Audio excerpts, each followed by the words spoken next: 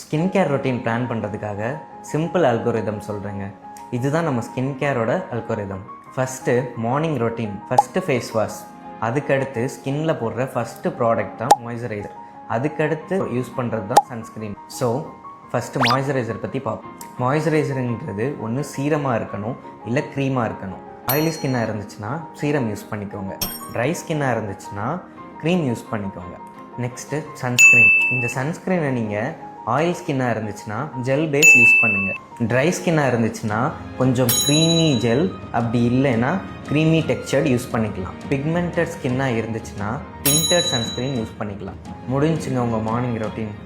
இப்போ night routine பார்ப்போம். First do your face wash, அதுக்கு மேலே மாய்ஸ்சரைசர் போட்டுக்கோங்க, அதுக்கு மேலே நைட் க்ரீம் அப்ளை பண்ணிக்கோங்க.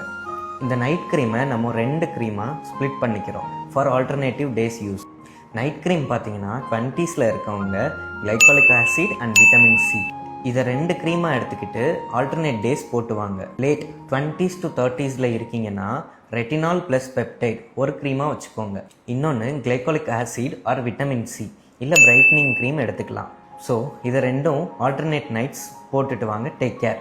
இது மாதிரி யூஸ்ஃபுல் டிப்ஸ் வேணும்னா டோனின்கே அண்ணா நகர் பேஜ் ஃபாலோ பண்ணிக்கோங்க. தேங்க்யூ.